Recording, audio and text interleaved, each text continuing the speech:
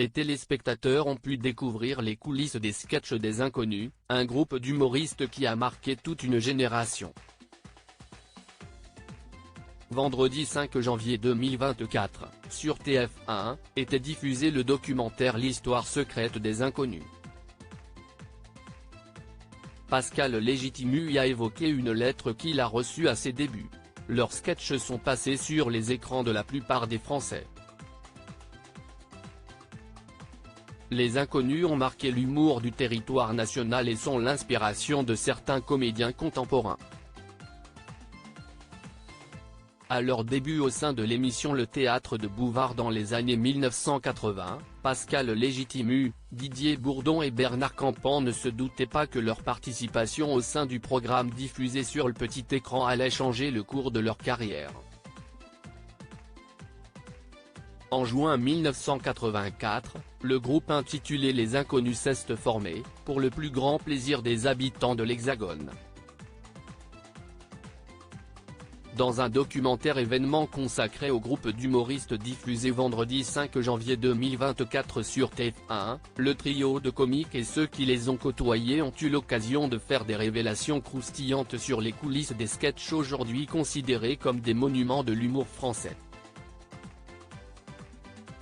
Dans les caractéristiques, il y avait la naine, le noir, l'homosexuel, le ronchon, s'est souvenu Mimi Mati face aux caméras de la chaîne.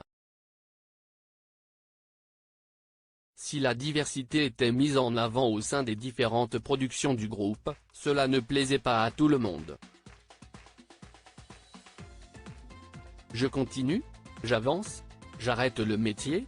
Dans une partie du documentaire, Pascal Légitimu a raconté que sa couleur de peau lui avait fait défaut à ses débuts à la télévision.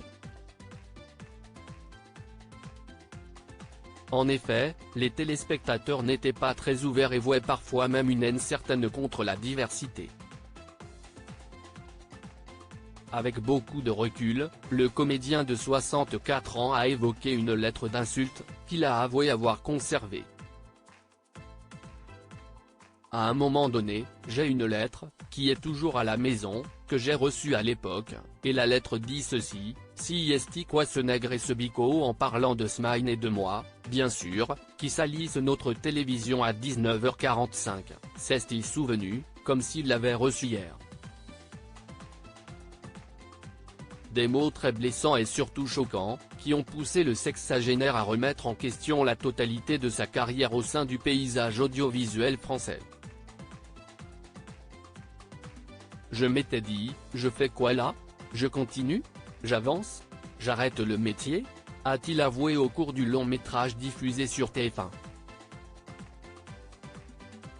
Mais l'humoriste avait vite repris ses esprits après la réception de ce message raciste. J'ai dit, non, continue Pascal, parce que si tu arrêtes, ces gens-là auront raison, s'est-il remémoré. Si aujourd'hui, les mœurs sont apaisées, les actes racistes sont toujours d'actualité en France, malgré des années d'éducation pour tenter de progresser vers l'acceptation d'autrui.